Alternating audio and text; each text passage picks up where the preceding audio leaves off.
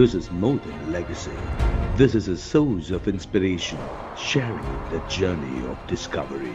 PSN College of Engineering and Technology. Uttar Pradesh மாநிலத்தில் இரண்டாம் கட்ட வாக்குப்பதிவு எந்தெந்த தொகுதிகளில் நடக்கிறது, அங்குள்ள கள நிலவரம் என்ன என்ற விவரங்களை களத்திலிருந்து வழங்குகிறார் செய்தியாளர் நிரஞ்சன் குமார்.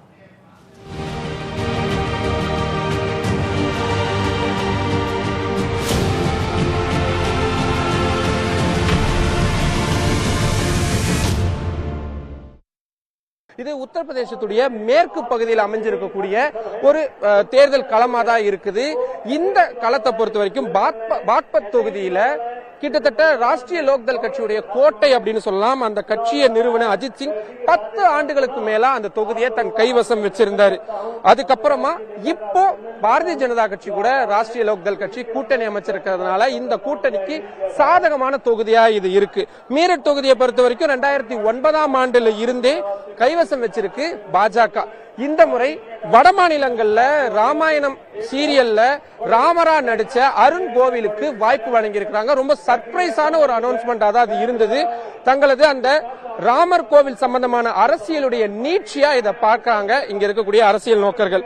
அதுக்கு அடுத்ததா அம்ரோஹா தொகுதியை பொறுத்த வரைக்கும் இப்போ இங்க பகுஜன் சமாஜ் கட்சியுடைய வேட்பாளரா நாடாளுமன்ற உறுப்பினரா டானிஷ் அலி இருந்தார். அவரு இப்போ காங்கிரஸ் கட்சியில இணைஞ்சு இதே தொகுதியில போட்டி காண்றாரு. சமாஜ்வாதி கட்சிக்கு 41.5% வாக்குகள் கடந்த சட்டமன்ற தேர்தலின் போது இந்த அம்ரோகா பகுதியில் பதிவாயிருந்தது. இப்ப அவங்க காங்கிரஸ் கூட கூட்டணி அமைச்சிருக்கிறதுனால அந்த கட்சிக்கு அந்த கூட்டணிக்கு வலுவான ஒரு இடமா இது பார்க்கப்படுது.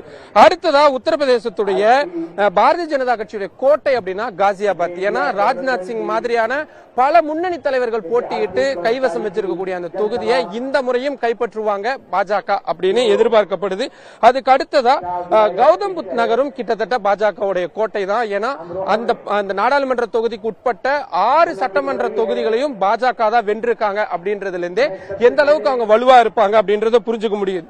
புல்ஷன் சாகர் தொகுதியை பொறுத்த வரைக்கும் தனி தொகுதியா இருக்கு. இங்க பகுஜன் சமாஜ் கட்சியுடைய கை ஓங்கி இருக்கிறதாக சொல்லப்படுது. அதே நேரத்தில் ஓபிசி மாதிரியான சில முக்கியமான விவகாரங்களை கையில வச்சிருக்கிறதுனால காங்கிரஸ் மற்றும் சமாஜ்வாதி கட்சிகளுடைய கணிசமான வெற்றிக்கான வாய்ப்பு இருக்கு. ஆனாலும் இந்த தொகுதியை தங்களது வசத்திலேயே தொடர்ந்து வச்சிருக்கிறதுக்கு பாஜக தீவிரமான நடவடிக்கைகள் எடுத்துட்டு இருக்காங்க.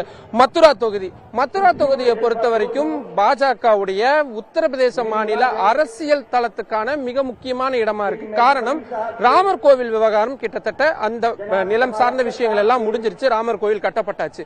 அடுத்ததா இவங்களுக்கு இருக்கக்கூடிய மதம் சார்ந்த அரசியல் சார்ந்த விஷயம் அப்படின்னா அது காசியில் இருக்கக்கூடிய விஸ்வநாதர் கோவில், அடுத்து மதுரால இருக்கக்கூடிய கிருஷ்ண ஜென்ம பூமி கோவில்.